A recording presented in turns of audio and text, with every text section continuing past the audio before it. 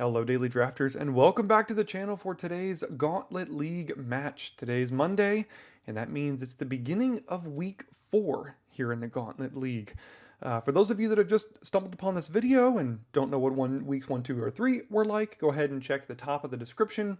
You can check out my week 0 introduction to this league, what the mechanics are like, what a comeback pack is, what the deck you see on your screen is right now. You can also check matches 1 through 15 if you want to catch up to where we're at right now and follow along with the progress of this league. But for those of you that are caught up, this is the deck we are running into week 4 here. It's a red-black sacrifice / aggro deck, got tons of 2-drops. Sanguine Siphoner's been overperforming, got a couple stabs, Eaten Alive, Burst Lightning, removal, some steel, we've got Krenko here, Double Goblin over here. Deck's been performing pretty well so far. I don't want to get ahead of myself with our record necessarily yet. You'll see that on the next screen, but it's been fun to pilot, and, it's week 4. Let's keep it going. As we enter the 4th week of play, here is where we currently stand on the leaderboard. I believe we ended week 3 ranked 8th, sitting in top 8 position. Now, many players have played their matches before I have this week, so we've fallen down to 17th, but, there are some people ahead of us who are 12 and 8, 12 and 7, and that's not to say we can't go 1 and 3, 1 and 4, 0 and 5 or anything from here and be right where they're at, but any win will vault us up the standings relatively quickly as we move our way through this week. Remember, this is week 4 out of 6, and if we can find our way in top 8 position heading into week 5 and even week 6, we got our shot at a top 8 mega draft. Don't want to get ahead of myself. Our opponent match win percentage tiebreaker on the right, which my camera's covering right now, is a little bit low. So we just got to keep winning as many matches as we possibly can. But this is where we sit heading into week 4. Our match today will be against ButCrackMagic, who has a record of 9 and 7, sitting in 48th place in the league. This is one of our few matches where we've been randomly paired against an opponent who has a winning record. So our opponent match win percentage, like I mentioned on the previous screen, is a little bit lower. So if we're able to get this win, that could boost our 45% OMW up at least just a little bit. But like I mentioned, all we got to do is take care of business, and hopefully that doesn't matter. We are, like I mentioned in the previous screen, 17th place. They're playing an Abzan deck here. Should be an interesting one. They've got access to at least 3 more comeback packs than we do. Maybe it'll make the difference. Who knows? Hope you enjoyed today's match. Okay, we do get to play first here. We don't have any red cards in hand, or honestly any red mana, but the hand is functional, so I guess we're keeping it. We have a turn 1 play and a turn 2 play. Maybe if we draw something that we're not opposed to sacrificing to the Gourmand here. What could they have? Fleeting Flight puts a counter on a creature. Divine Resilience, creature you control. So it seems like Fleeting Flight is the card in hand, as they are getting priority here. So I'll have to keep that in mind.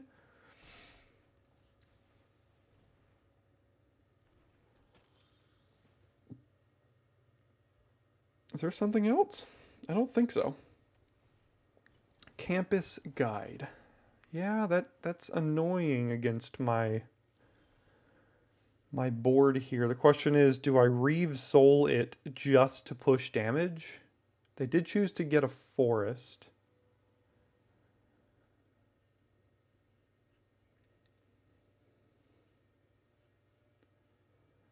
I mean, my deck really does want to push damage here. I hate doing this, but otherwise I just straight up can't attack. So let's go ahead, not sacrifice anything, and then pass back here. And 2 land away from hard casting Eaten Alive. 9 Lives Familiar is actually quite good here. It's like really good. There is 2 Ambush Wolves in the pool. What else with Flash? Cathar Commando.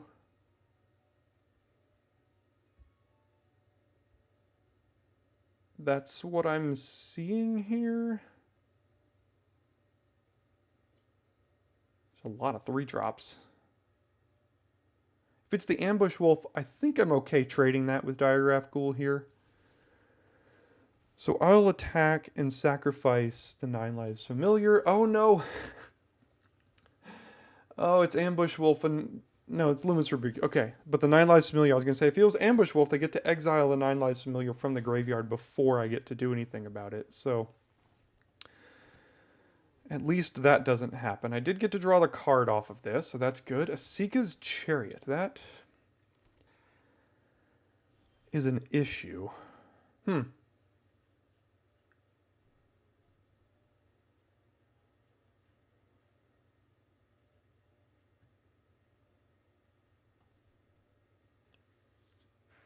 Interesting. So I attack with both, and if they choose to animate the Chariot,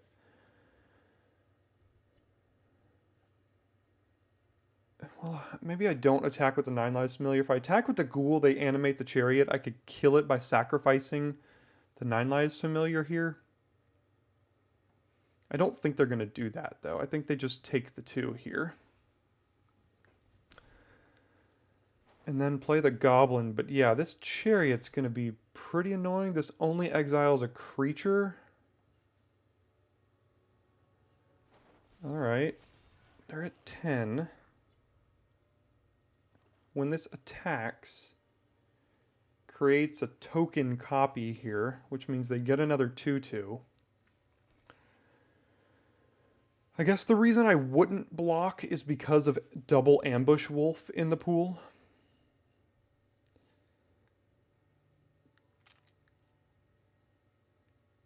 And I am at 20. So no blocks just in case it is Ambush Wolf here. No exile. Discards 2 cards. Well, guess goodbye Shivan Dragon and Incinerating Blast, I mean, isn't really doing much right now. Now I'll get the mana for the Shivan Dragon, I suppose. So what if I exiled the cat?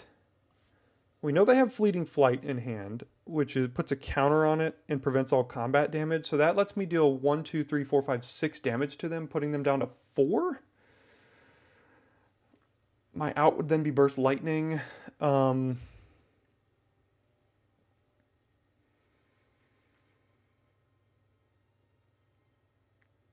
They probably... I mean, if they just play any other creature and then crew it up, make another 2/2, then they have like 4 2/2 blockers, which blocks my whole team. I do get another 1/1. I think if we sit back and don't do anything,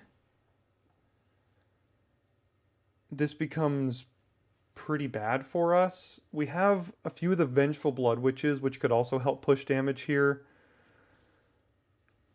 So I'm going to put them to 4, make another 1/1, and see if we can find some sort of potential direct damage or something off the top. A Vengeful Blood Witch would actually be really good. It basically guarantees any attacker. Oh, don't gain life, though. Okay, Cathar Commando. Could still crew the Chariot here. We know the last card in hand is Fleeting Flight, which puts a counter, gives it flying, prevents all combat damage to it. So if I attack with everything next turn, they take 1 damage. There's the Fleeting Flight. I see, just to crew it. Interesting. Okay. So they're going to still have 4 blockers. And I have 5 attackers. I can put them to 3. Land is not it, that's for sure.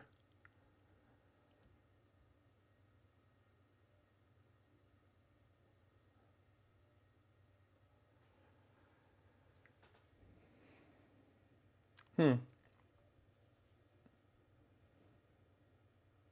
mean, I can attack with 9 lives in the Ghoul, that basically forces a trade with the ghoul. The only issue is, like I said, we have 3 Vengeful Blood Witches. I might want to save this ghoul dying in case I draw one of those.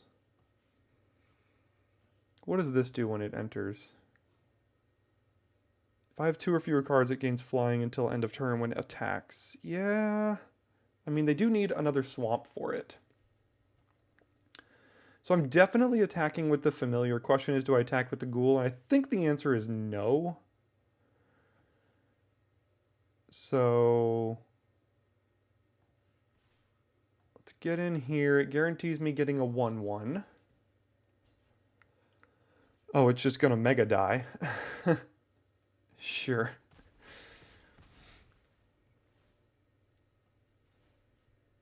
And then end the turn.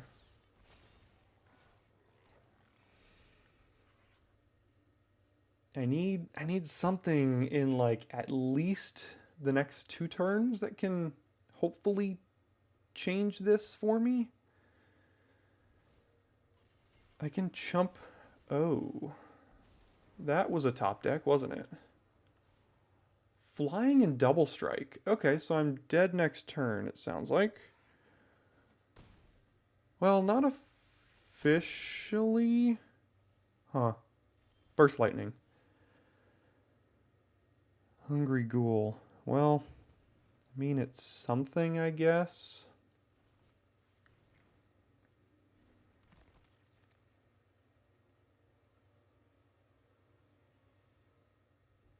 They have 5 blockers. I have 6 attackers. That's not good enough. What does this do? +1/+1 counter on a creature. Yeah, I shouldn't be dead on the backswing. So let's attack with the familiar.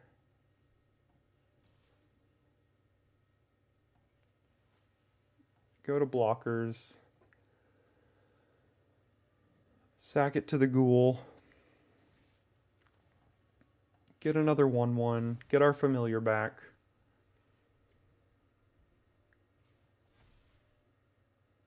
Familiar is doing some serious work here, that is for sure.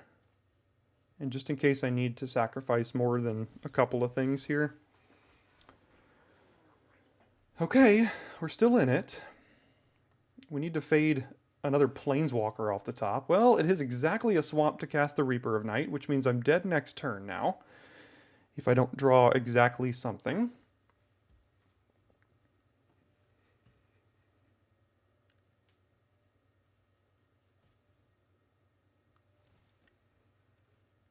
Sure. Put a counter on it. Okay. Does it have trample? No.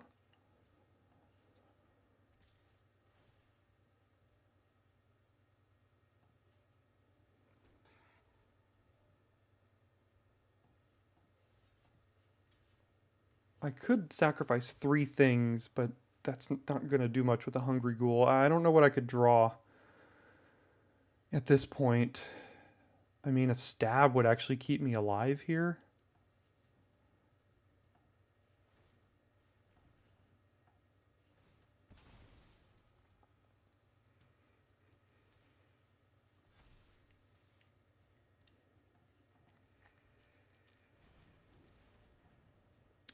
Sure.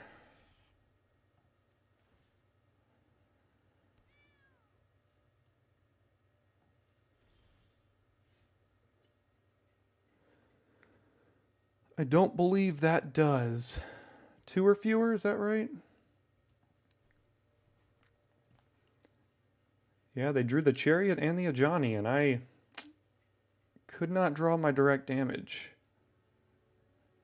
They have 5, 6, 7 blockers. I have 4, 5, 6, 7, 8 attackers, but that means they just take 2 damage here, which doesn't do anything.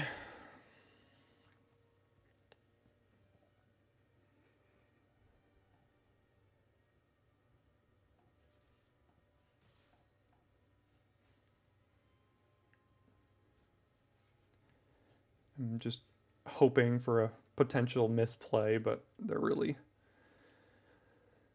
isn't anything that could go well here. All they have to do is just make these blocks, these obvious blocks here. Which makes sense, and I've got nothing. Okay, so we've got Sika's Chariot. We've got, obviously, a Johnny, Celestial Armor, Elenda. There's 2 Elendas in the pool. Don't know what to do about all of that here. Pilfer. Another removal spell for Elenda could be good. I expect Elenda to be played off of the Black Splash.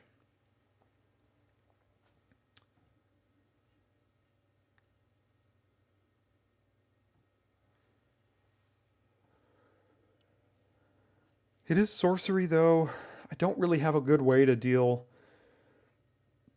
with the Asika's Chariot. I don't have artifact removal.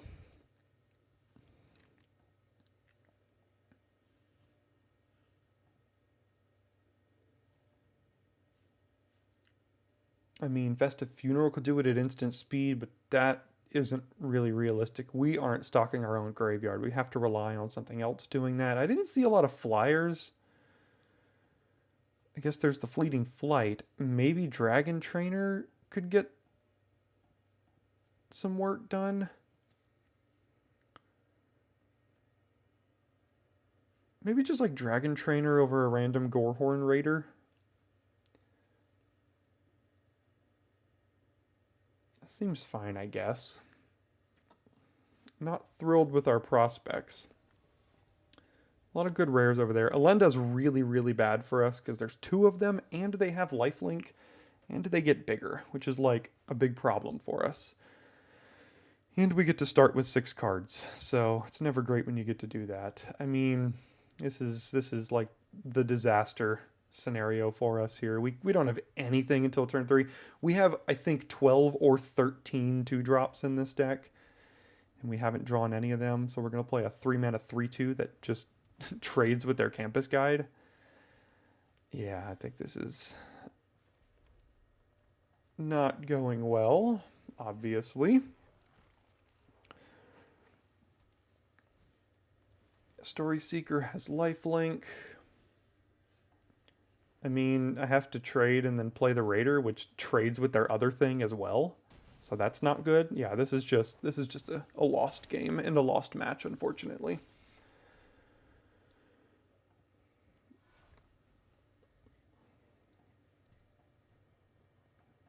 These are the matches I expect to happen more often. I mean, like, sometimes you just get mana screwed. I don't know, like, or just you have to mulligan and then you just like mulligan into an unfunctional hand. Not sure.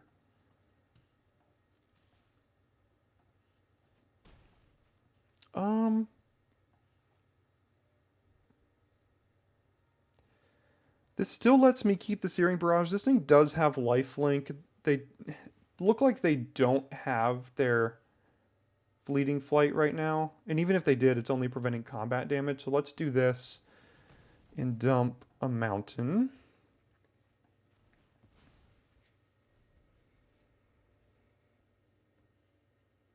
This could still deal with an Elenda that gets played. And there's the Elenda. Oh. It has hexproof from instants. Yeah, that was a punt. Playing the Incinerating Blast before the Elenda got played. Yeah, that's brutal.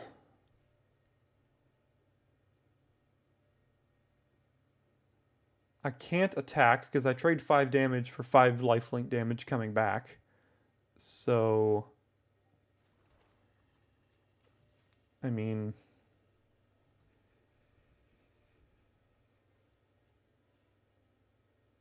go ahead. Jeez. I thought, you know, I just forgot about that line of text, unfortunately.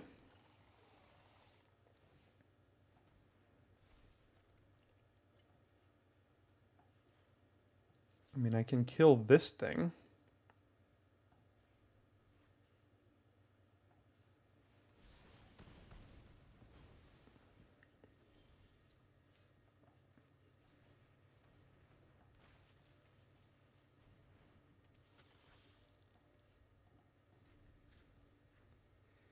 What's the best case scenario here? Involuntary employment?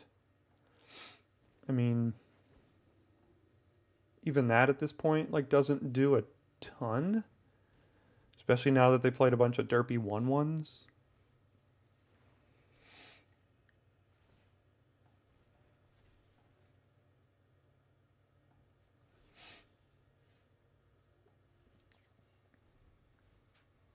Yeah, if we haven't gotten them lower than 15 at this point and we're effectively hellbent, then,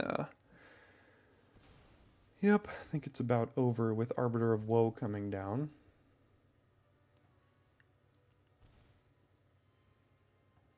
Because now I have to kill the Arbiter, and Elenda's still a problem. Just drawing 3 lands in a row as well.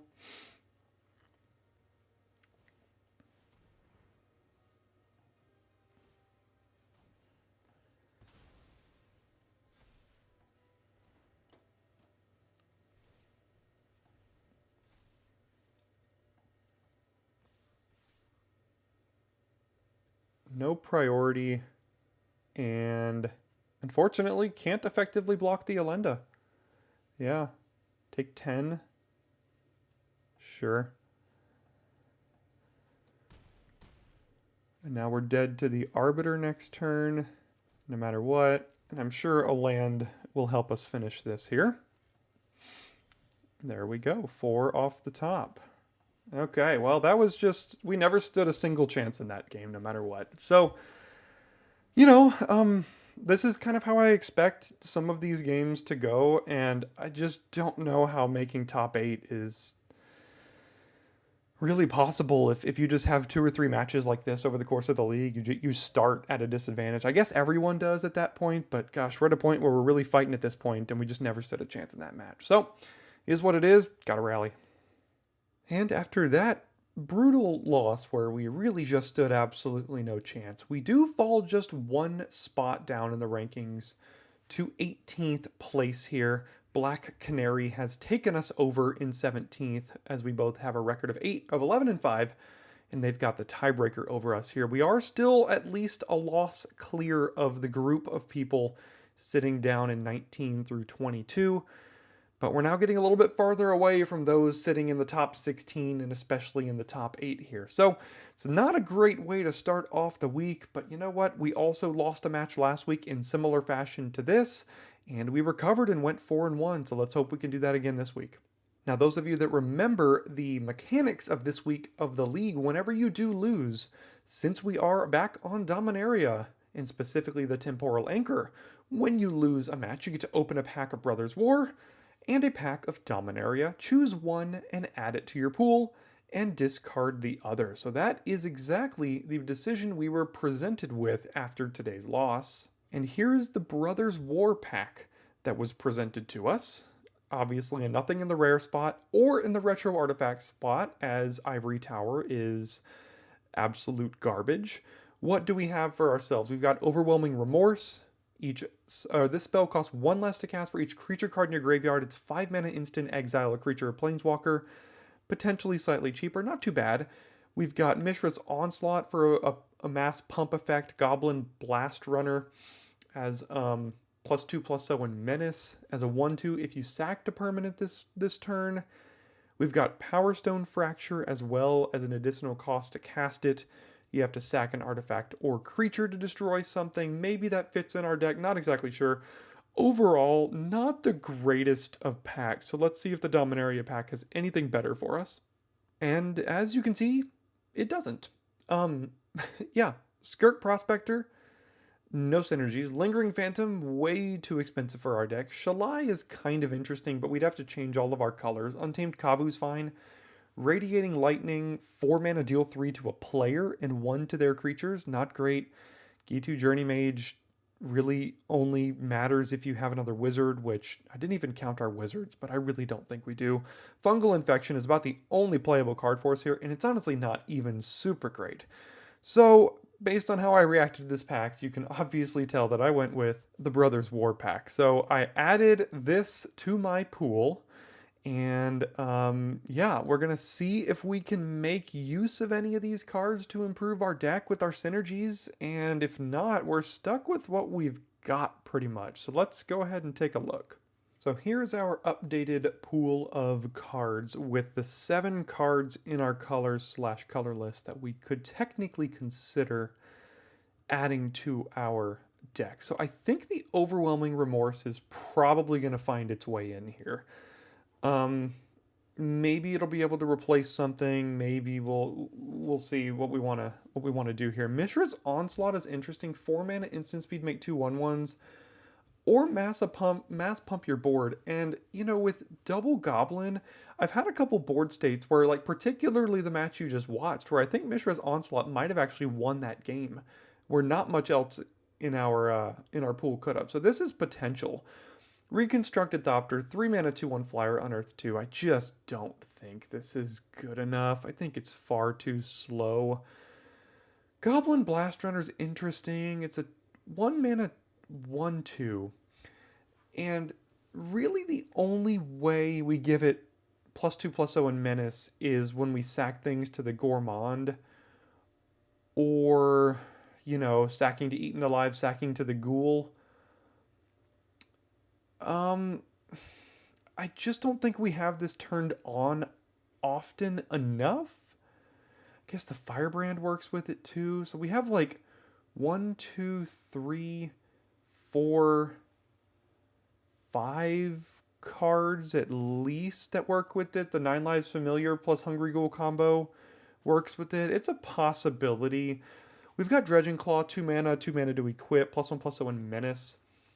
But if something enters from your graveyard, you can attach it to it. It's too expensive, and we can't take advantage of the ability, really. We're not unearthing, necessarily. Power Stone Fracture destroys a creature, but as an additional cost to cast it, you have to sack an artifact or a creature. Now, what will we be willing to sacrifice?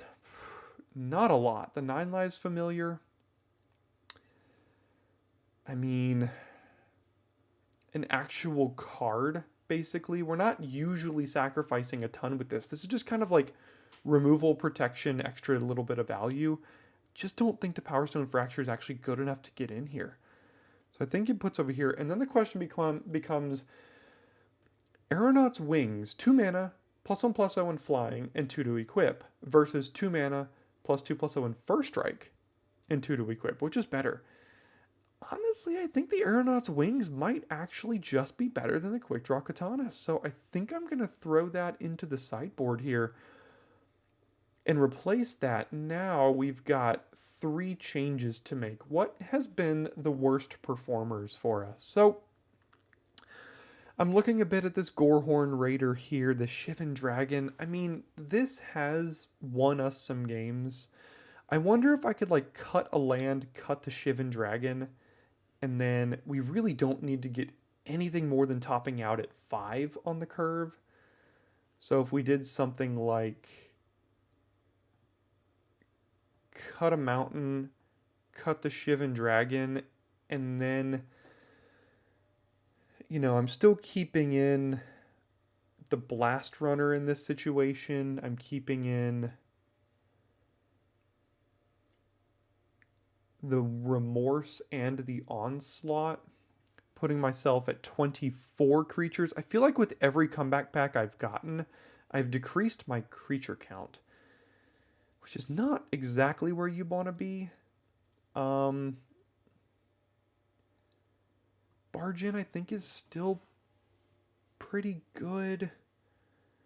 Firebrand is okay. It works well with the 3 Blood Witches. Works well with our new Blast Runner here. The Borders is just kind of meh, whatever. Just a 3 mana 4/3, it's fine. Maybe I can get rid of one of these siphoners. This has been like fine, but not outstanding. I hate getting rid of my 2-drops. The Gorehorn Raider's a little bit of extra reach.